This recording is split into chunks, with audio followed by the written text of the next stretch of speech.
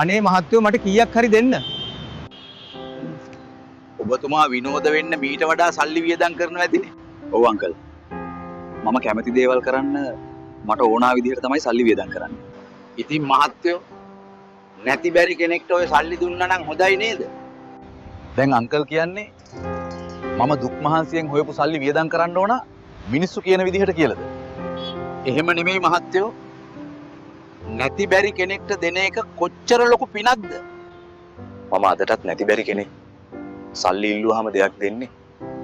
ඒ වේදනාව මම දන්න නිසායි. ඒ නිසා දුක් මහන්සියෙන් තැනකට ආපු කෙනෙක්ට තවත් මිනිස්සුන්ට උදව් කරන්න කියලා උගන්වන්න ඕනා නැහැ. කාටවත් කරදරයක් නොවෙන්න හරි විදිහට හොයපු සල්ලි මට ඕනා විදිහටයි අංකල් මම වියදම් කරන්නේ.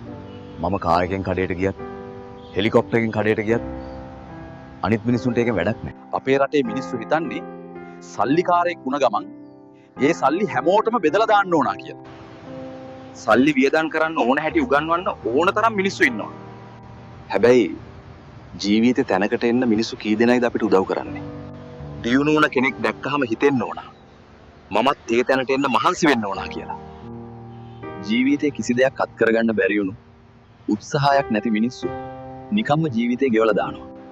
නැති බැරිව අපි ඉපදෙන්න පුළුවන් අංකල්. හැබැයි අපිට මැරෙන්න කලින් මේ දේවල් වෙනස් කරගන්න පුළුවන්. මගේ තියෙන සල්ලි ඔක්කොම බෙදලා දුන්නත් ඒ මිනිස්සු හැමෝම කෝටිපතියෝ වෙන්නේ නැහැ අංකල්. සල්ලිකාරයෝගේ සල්ලි බෙදන්න කියන අය. තවත් අයට උදව් කරන අයවත් දන් දෙන අයවත් නෙමෙයි. එහෙම අයට තියෙන ඉරිසියාවක්. එහෙම මිනිස්සුන්ට දියුණු වෙන්න බෑ අංකල්. අපේ රටේ මිනිස්සුන්ගේ ආකල්ප එහෙමයි අංකල්. මේවා වෙනස් වුණොත් අපි හැමෝටම දියුණු වෙන්න පුළුවන්.